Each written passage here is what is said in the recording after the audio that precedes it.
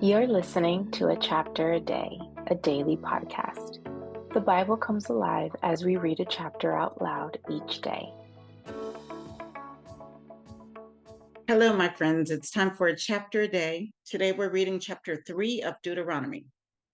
It says, Next we turned and went up along the road toward Bashan, and Og, king of Bashan, with his whole army, marched out to meet us in battle at Edrei. The Lord said to me, Do not be afraid of him, for I have delivered him into your hands, along with his whole army and his land.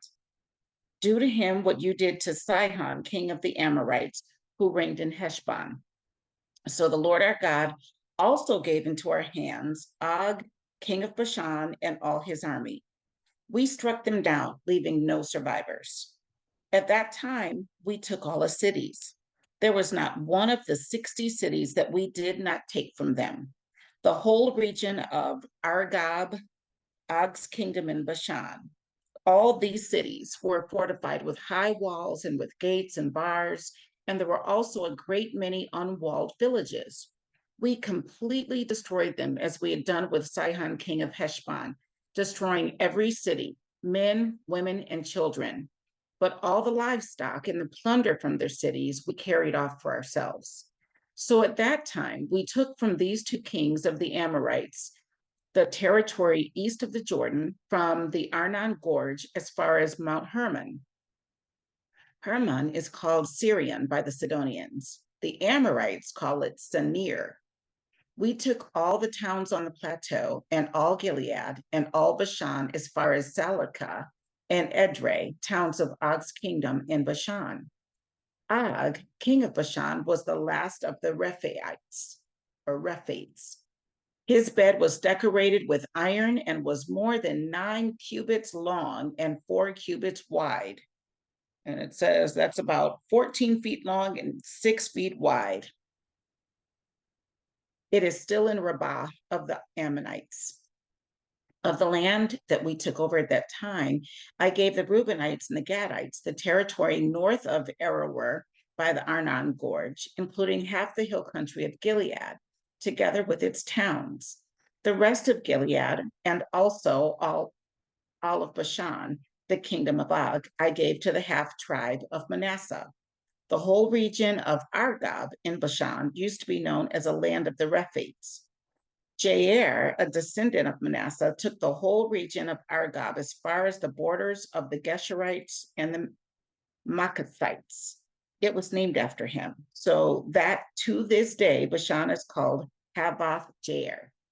And I gave Gilead to Machir. But to the Reubenites and the Gadites, I gave the territory extending from Gilead down to the Arnon Gorge, the middle of the gorge being the border, and out to the Jabbok River, which is the border of the Ammonites. Its western border was the Jordan and the Arabah, from Kinnereth to the Sea of the Arabah, that is the Dead Sea, below the slopes of Pisgah. I commanded you at that time, the Lord your God has given you this land to take possession of it.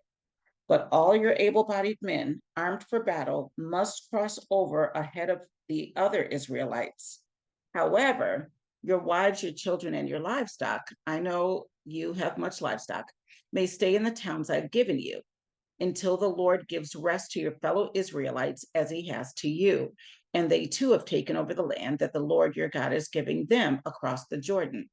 After that, each of you may go back to the possession I have given you.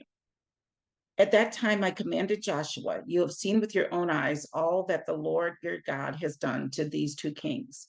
The Lord will do the same to all the kingdoms over there where you are going. Do not be afraid of them. The Lord your God himself will fight for you. At that time, I pleaded with the Lord, Sovereign Lord, you have begun to show to your servant your greatness and your strong hand. For what God is there in heaven or on earth who can do the deeds and mighty works you do? Let me go over and see the good land beyond the Jordan, that fine hill country in Lebanon. But because of you, the Lord was angry with me and would not listen to me. That is enough, the Lord said. Do not speak to me anymore about this matter. Go up to the top of Pisgah and look west and north and south and east. Look at the land with your own eyes. since you are not going to cross this Jordan. But commission Joshua and encourage and strengthen him, for he will lead this people across and will cause them to inherit the land that you will see. So we stayed in the valley near Beth Peor. Gosh, that must have hurt, but dang. That was Deuteronomy 3. See you tomorrow.